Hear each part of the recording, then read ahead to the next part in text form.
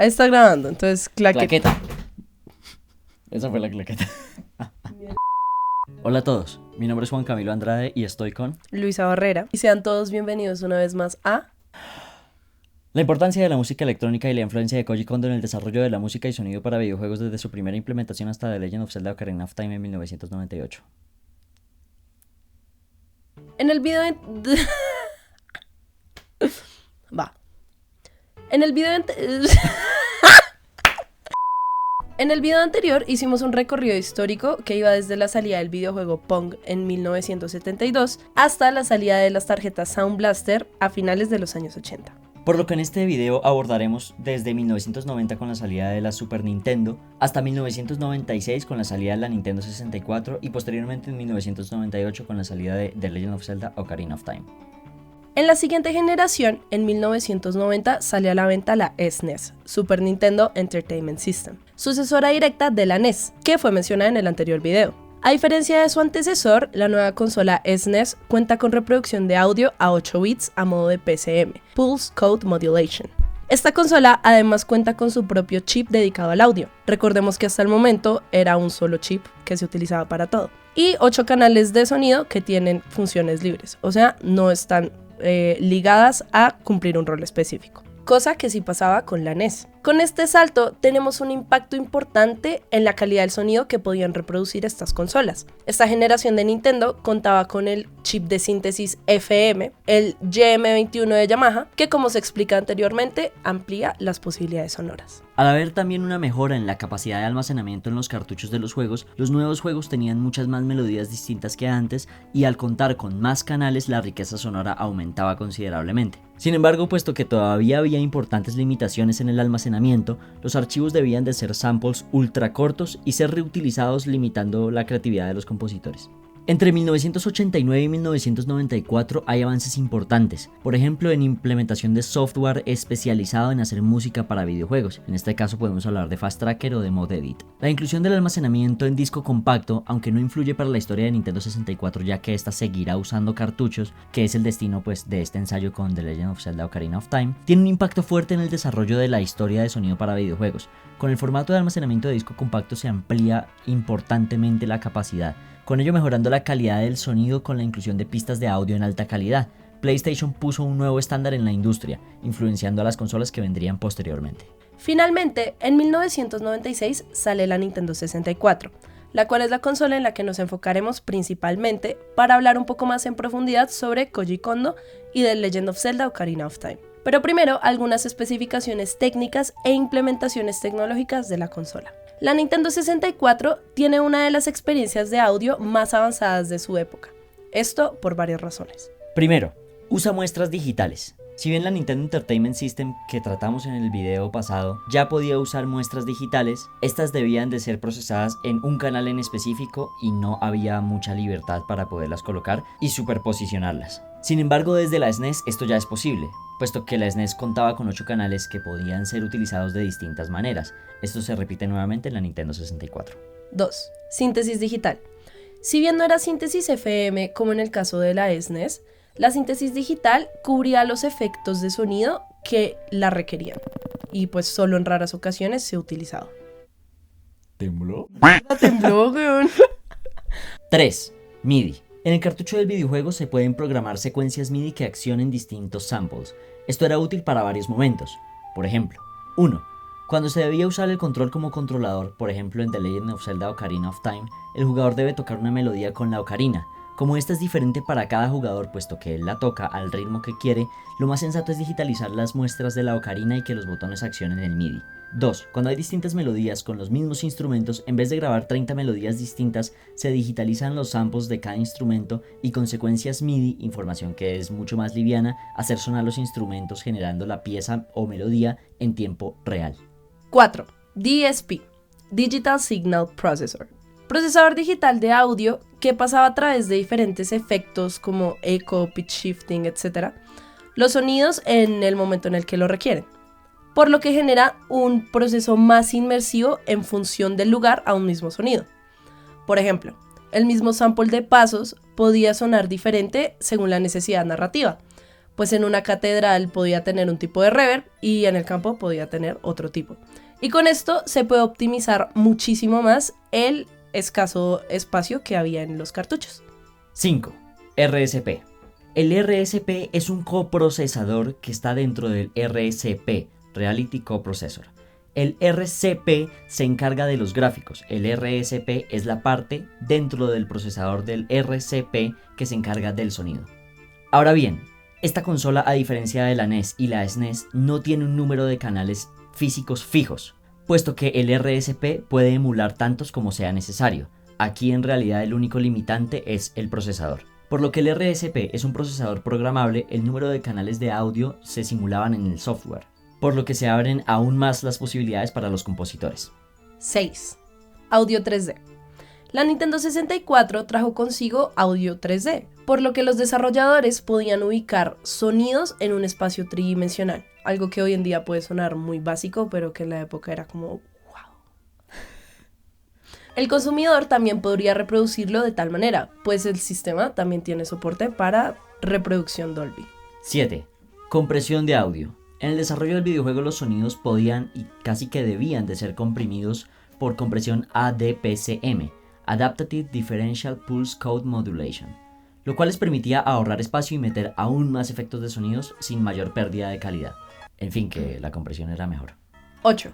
Música adaptativa. De una manera medianamente similar a como ocurría en Space Invaders en 1978, la música en la... Oye, tú pones eso y te mato. No lo pongas. No. La música en la Nintendo 64 puede tener cambios de tempo o reducciones o aumentaciones texturales, dependiendo de la situación en el juego. Por lo que la música podría responder a algo en concreto en el videojuego.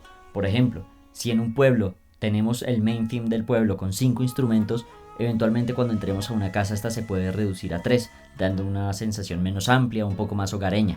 Esta consola cuenta con una CPU NEC VR4300, con una velocidad de 93.75 MHz. Este sería su procesador principal.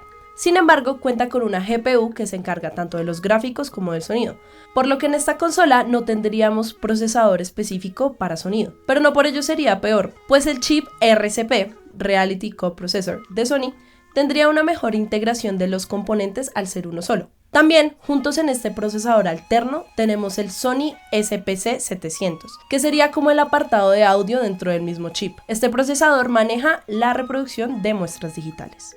Ahora sí, después de todo este contexto técnico y un poco laborioso, The Legend of Zelda Ocarina of Time.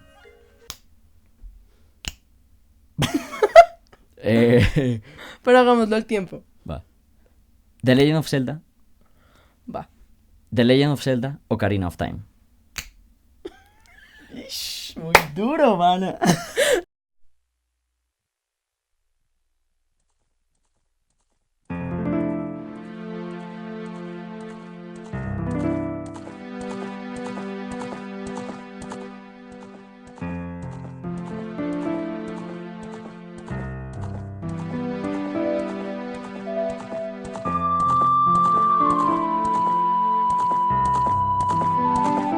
Koji Kondo.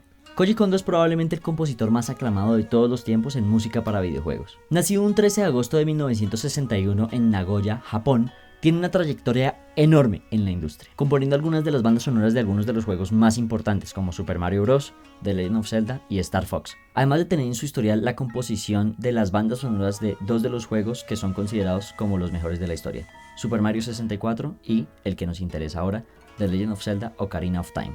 Sin duda, la banda sonora de Ocarina of Time quedó en los anales de la historia. ¿Eso no se dice así? ¿Qué mierda es un anal de una... Te juro que yo lo escuchaba así.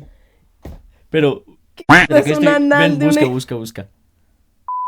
Sin duda alguna, la banda sonora de Ocarina of Time quedó grabada en la historia de los videojuegos, siendo una banda sonora muy importante e influyente incluso en un futuro. A pesar de las limitaciones, tiene piezas muy creativas, y es aquí donde nos gustaría conocer un poco también acerca de sus opiniones. En este juego, Ocarina of Time, el jugador debe de tocar una ocarina, que seguramente se realiza con samples accionados por MIDI. Pero debido a que el mando solo tiene 5 botones, Koji Kondo debía de componer 12 melodías distintas con solo 5 notas. En este caso las notas son re, fa, la, si y re una octava arriba. Te las puedo cantar. Cántalas. Re, fa, la, si, re. Muy bonito. Perfect pitch. Por supuesto que estas 5 notas fueron escogidas muy minuciosamente, pues dado el misticismo que tiene el juego, el modo dórico que evoca es muy apropiado. Otro punto importante es que a pesar de las limitaciones gigantescas, Koji Kondo logra hacer melodías sumamente creativas y relativamente distintas las unas de las otras. Para ustedes es, ¿creen que las limitaciones fomentan la creatividad o que por el contrario la creatividad más pura nace de no tener limitaciones? 殺したければ殺せ。それには意味がある。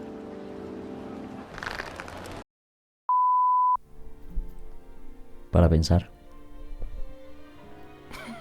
Bof.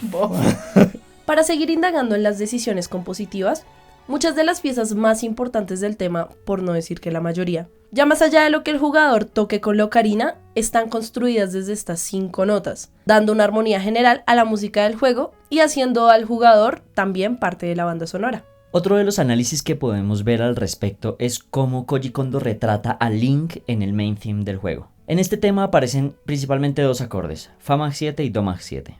Aunque el tema está en Do mayor, el primer acorde que se escucha es Fa Mag 7, pero este Fa Mag 7 tiene un Re, una sexta. Este Re, si nos damos cuenta, es el Re que sería del modo dórico del Fa. Similar a como sucede, como comentamos antes, con las 5 notas disponibles que tiene Koji Kondo para generar las melodías de la ocarina. Re, Fa, La, Si y Re. El Si sería como el Re en este caso. Koji Kondo al meter este Re en este acorde da una sensación un poco extraña, no es completamente un lugar estricto. Este Re se mantiene para el siguiente acorde, para el Do Mag 7, haciendo una novena. ¿Cómo esto retrata a Link entonces? Básicamente el Re, por alguna razón, es muy importante en este juego, pero lo más importante aquí es que esta sensación de incomodidad retrata a Link porque Link es un niño diferente en la aldea. Todos los niños tienen un hada, Link es uno que no lo tiene. Y si exploramos un poco más a fondo nos vamos a dar cuenta que los habitantes de la aldea tratan a Link de una manera un poco distinta. ¿Qué pasa? Link en realidad no es de esta aldea, no es nacido aquí y no se siente como tal un hogar. Cosa que puede ser una interpretación de lo que quería transmitir Koji Kondo en este main theme. Alto lore. Alto lore. Esta es una de las muchas maneras que la música en los videojuegos finalmente no solo acompaña, sino que transmite y aporta información que es muy valiosa, que en realidad complementa el resto de los factores del juego y te hace entender y sentir cosas que sin la música no entenderías o no sentirías.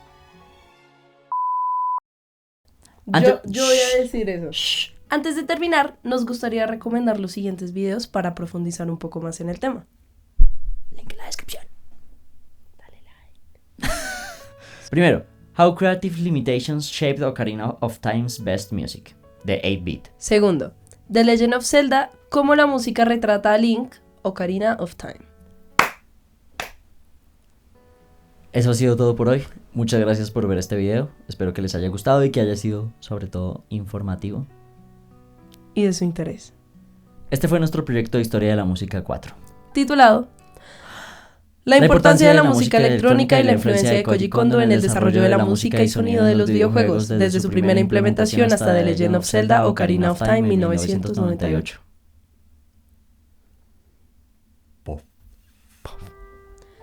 Gracias, dale like, suscríbete. Patreon aquí abajo. Neki. Aporten aquí. Apoyen el proyecto. Muchas gracias. ¡Adiós! Creo que hice pétalas. Listo, vamos.